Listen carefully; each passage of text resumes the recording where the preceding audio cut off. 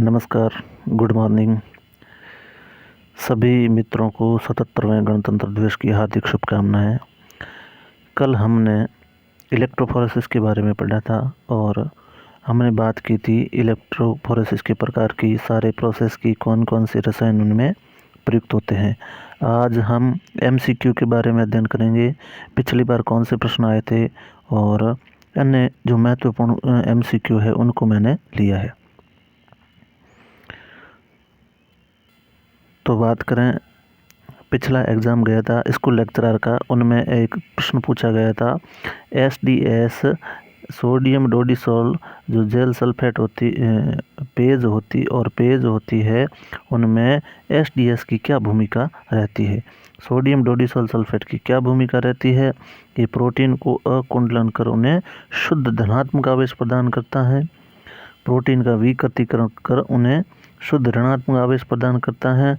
सभी प्रोटीन को समान द्रव्यमान प्रदान करना, प्रोटीन को समान द्रव्यमान प्रदान कर उन्हें शुद्ध धनात्मक आवेश प्रदान करना। तो कल ही हमने पढ़ा था ये 3 डिग्री प्रोटीन को 1 डिग्री प्रोटीन में बांटता है तथा उस पर ऋणावेश प्रदान करता है। तो इसका आंसर होगा ऑप्शन 2। इसका आंसर ऑप्शन 2 होगा, क्वेश्चन 1 का। ये RPSC में पिछली बार पूछा गया प्रश्न है। अगले क्वेश्चन पर आ जाएं तो अगला क्वेश्चन है, अगले क्वेश्चन की बात करें तो अगला क्वेश्चन जिसमें 2 कथन दिए गए हैं, कथन A और कथन R। जेल इलेक्ट्रोफोरेसिस के बारे में पूछा है। DNA खंडों को पृथक करती है, DNA ऋणावेशित होता है तथा यह वैद्युतीय क्षेत्र में एनोड की ओर गति करता है। तो कल हमने पढ़ा था जेल इलेक्ट्रोफोरेसिस DNA के खंडों को आकार के आधार पर, किस आधार पर, आकार के आधार पर पृथक करती है। आकार के आधार पर पृथक करती है। छोटे कण आगे तथा बड़े कण पीछे की ओर गति करते रहते हैं। वहीं DNA ऋणावेशित होता है तथा कैथोड की तरफ, कैथोड यानी नेगेटिव आयन की तरफ इसे लोड करते हैं तथा पॉजिटिव आयन यानी एनोड की तरफ गति करता है। RPSC सेकंड ग्रेड में पूछा गया प्रश्न है। तो इसमें A और R दोनों सही है। R A की सही व्याख्या करता है, दोनों सही है। सही व्याख्या इस प्रकार करता है कि खंडों का पृथक्करण होता है, पृथक्करण जब DNA गति करेगा तब होगा। अगला क्वेश्चन ले लेते हैं जेल इलेक्ट्रोफोरेसिस के बारे में। जेल इलेक्ट्रोफोरेसिस के बारे में अगला प्रश्न हम लेते हैं। जेल इलेक्ट्रोफोरेसिस का उपयोग किस में किया जाता है। क्लोनिंग में किया जाता है, किसमें, क्लोनिंग में किया जाता है या उत्पाद के शुद्धिकरण में किया जाता है। DNA के खंडों को काटने के लिए किया जाता है या DNA के खंडों को उसके आकार के अनुसार पृथक करने के लिए किया जाता है।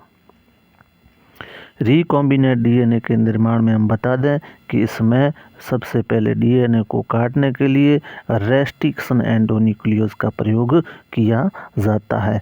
फिर इच्छित जीन को लाइगेज की सहायता से प्लाज्मिड से जोड़कर एक DNA का निर्माण होता है। इसी वर्तुल DNA को हम रिकॉम्बिनेट DNA या काइमेरिक DNA कहते हैं। उत्पाद के शुद्धिकरण के लिए डाउन स्ट्रीम प्रक्रम का प्रयोग किया जाता है, जो हम बायोटेक्नोलॉजी में पढ़ते हैं। DNA के खंडों को काटने के लिए रेस्ट्रिक्शन एंजाइम का प्रयोग करते हैं। वहीं DNA के खंडों को उनके आकार के आधार पर पृथक करने के लिए जेल इलेक्ट्रोफोरेसिस का प्रयोग किया जाता है। अगले क्वेश्चन पर आ जाएं। अगला क्वेश्चन है इलेक्ट्रोफोरेसिस के बाद DNA टुकड़ों को देखने के लिए अभिरंजक का प्रयोग किया जाता है। तो इसमें हमने पढ़ा था कौन सा जो है स्टेन इथिडियम ब्रोमाइड का प्रयोग किया जाता है। इथिडियम ब्रोमाइड के पश्चात उसको यूवी रेज में देखने पर कैसी रंग की, बैंगनी, कैसी, बैंगनी चमकीली, नारंगी चमकीली, कौन सी, नारंगी चमकीली प्रकार की पट्टियाँ प्राप्त होती है। अगर ऑप्शन में बैंगनी आ जाए तो गलत उत्तर होगा, नारंगी चमकीली रंग की पट्टियाँ प्राप्त होती है। ये आरपीसी ग्रेड 2 में पूछा गया प्रश्न है। अगला प्रश्न असिस्टेंट प्रोफेसर 2023 में पूछा गया प्रश्न है। वैद्युत कण संचालन या इलेक्ट्रोफोरेसिस किसी विलयन के माध्यम से कोलॉइडल कणों के स्थानांतरण के प्रभाव में होता है। किस प्रभाव से ये कण गति करते हैं? जब डीएनए को हम नेगेटिव आवेश पर लोड करके पॉजिटिव आवेश की ओर गमन करवाते हैं तो उनमें क्या करते हैं? विद्युत क्षेत्र यानी इलेक्ट्रिसिटी जोड़ते हैं। और ये मोबिलिटी, हमने कल पढ़ा था, मोबिलिटी समानुपाती होती है इलेक्ट्रिसिटी के। जितना अधिक आवेश होगा उसकी गति उतनी आवेश होगी, और कणों पर जितना आवेश होगा और उतनी ही इसकी मोबिलिटी ज़्यादा रहेगी। तो विद्युत क्षेत्र इसका आंसर सही होगा। अगला प्रश्न है इलेक्ट्रोफोरेसिस के विलयन कोलॉइडल कण स्थानांतरण का प्रभाव। यह भी पढ़ा था हमने, ये किसी एग्जाम में पूछा हुआ दोबारा प्रश्न है जिनमें विद्युत क्षेत्र इसका आंसर होगा। अगला क्वेश्चन की बात करें तो अगला क्वेश्चन है जेल इलेक्ट्रोफोरेसिस में डीएनए और आरएनए जैसे न्यूक्लिक अम्ल को अलग करने के लिए किस प्रकार जेल का प्रयोग किया जाता है? तो एगेरोस जेल का हमने पढ़ा था, जिनमें डीएनए, आरएनए और जैसे न्यूक्लिक अम्लों को पृथक किया जाता है। किस आधार पर पृथक किया जाता है? तो आकार के आधार पर। किस आधार पर? आकार के आधार पर पृथक किया जाता है। अगले क्वेश्चन पर आ जाएं।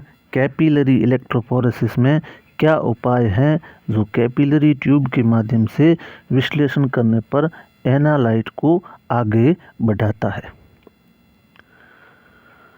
कौन सा उपाय है जिनमें चुंबकीय फ्लो बिल्कुल नहीं होगा? केंद्रीय फ्यूगल फ्लो की बात करें तो केंद्रीय फ्यूगल फ्लो हम सेंट्रीफ्यूगेशन पढ़ते हैं। इलेक्ट्रोमैग्नेटिक नहीं होगा, इसमें इलेक्ट्रोस्टैटिक फ्लो, विद्युत क्षेत्रीय फ्लो का उपयोग करते हैं। अगले क्वेश्चन पर आ जाएं, जिनमें पूछा गया है जेल इलेक्ट्रोफोरेसिस लोडिंग बफर का क्या उद्देश्य है? लोडिंग बफर का क्या उद्देश्य है? कंपन को सामग्री प्रदान करना, जो सैंपल है, सैंपल को सामग्री प्रदान करना, सामग्री को दृश्य में आने में मदद करना, सामग्री की चालकता बढ़ाना या रंग डालना। लोडिंग बफर का क्या उद्देश्य है? तो लोडिंग बफर का उद्देश्य है सामग्री को चालकता प्रदान करना, क्योंकि यहाँ इलेक्ट्रिसिटी प्रवाहित होगी और लोडिंग बफर जिससे चालकता प्रदान करने में मदद करता है। ये कल हमने अच्छे तरीके से पढ़ा था। जब सैंपल लोड किया जाता है तो ग्लिसरीन का प्रयोग करते हैं।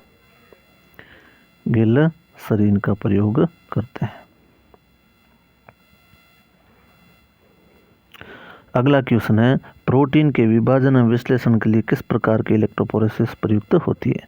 या प्रोटीन के विभाजन और विश्लेषण का अर्थ है प्रोटीन के विभिन्न खंडों में बांटकर उसको पृथक करना।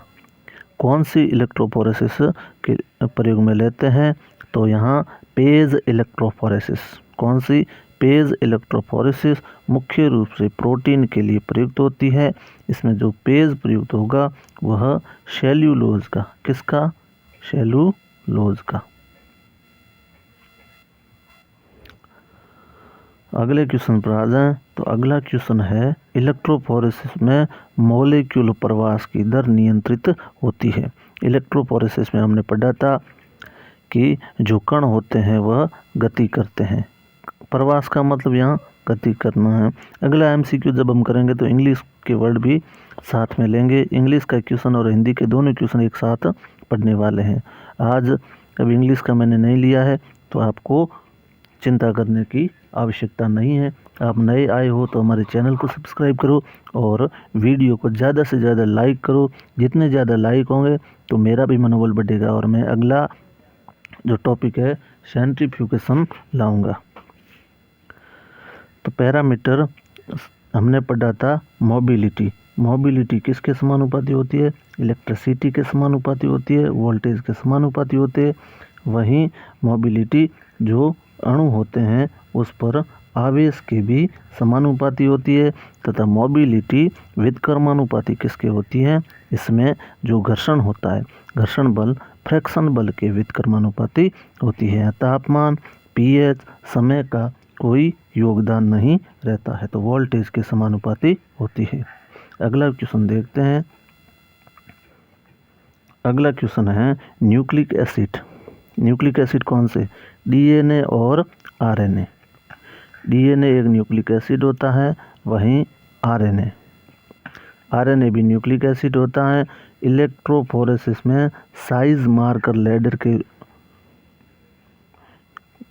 आमतौर पर कौन सा मॉलिक्यूल प्रयुक्त किया जाता है? तो इसमें लेडर का पूछा है। साइज मार्कर या लेडर के रूप में DNA लेडर प्रयुक्त किया जाता है। कौन सा ladder? DNA ladder. Ethidium bromide एक रंजक है। क्या है? एक डाई है जो से रंजित करती है तथा चमकीली नारंगी रंग की पट्टियों के रूप में देखते हैं। RNA प्राइमर या DNA पॉलीमरेज का प्रयोग नहीं होकर यहाँ DNA लेंडर का प्रयोग होता है। अगला क्वेश्चन देखते हैं। यह अंतिम क्वेश्चन है। इसके क्वेश्चन बिल्कुल कम ही पूछे गए हैं एग्जाम के अंदर। सेंट्रीफ्यूगेशन और जो आगे वाली माइक्रोस्कोपी है, माइक्रोस्कोपी के प्रत्येक एग्जाम में 6 से 10 प्रश्न पूछे गए हैं RPSC ग्रेड फर्स्ट में। RPSC ग्रेड फर्स्ट में कैपिलरी इलेक्ट्रोफोरेसिस का मुख्य सिद्धांत क्या है? कैपिलरी, इसमें सिलिका की कैपिलरी प्रयुक्त होती हैं। इसका मुख्य उद्देश्य क्या है? तो ये कैपिलरी इलेक्ट्रोफोरेसिस में तापमान मुख्य रहता है, इसलिए पिघलाव के आधार पर विभाजन, इसका मेल्टिंग के आधार पर विभाजन करने के लिए हम कैपिलरी इलेक्ट्रोफोरेसिस का प्रयोग करते हैं। तो बता दें कि अगला वीडियो कौन सा टॉपिक पर लाएं, आप कमेंट ज़रूर करें। कौन से टॉपिक पर अगला वीडियो लाया जाए आप जल्दी से जल्दी कमेंट करें और उसके जो अगले वीडियो के नोट्स है मैं अपने ग्रुप 360 डिग्री वाला ग्रुप है बायोलॉजी का, RPC बायोलॉजी का, उनमें भेज दूंगा। आप जल्दी से जल्दी हमारे चैनल को सब्सक्राइब कीजिए। इंग्लिश मीडियम के जो भी कुछ स्टूडेंट हैं उनके मैसेज आ रहे थे। मैं बता दूं कि जो PG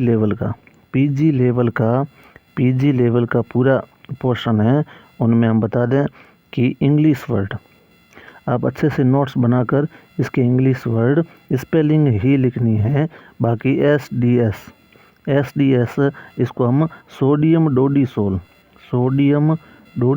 भी लिख सकते हैं और सोडियम डोडीसोल भी लिख सकते हैं। इस प्रकार आप स्पेलिंग बनाकर अच्छे से नोट्स बना लेना और मैं वादा करता हूं कि आपको कम से कम 15 और अधिक से अधिक 20 दिन में PG का पूरा सिलेबस करवाने वाला हूं, जिसमें माइक्रोस्कोपी होगी, सेल टेक्निक्स होगी, सांख्यिकी होगी, जिनमें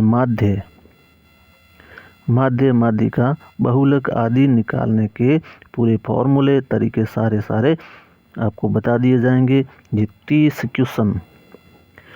क्वेश्चन में से हमारा लक्ष्य रहेगा कम से कम हम 25 प्लस प्रश्न सही करके आए। 25 प्लस प्रश्न सही करने का मतलब है आपके एग्ज़ाम में 110 प्लस प्रश्न सही होंगे।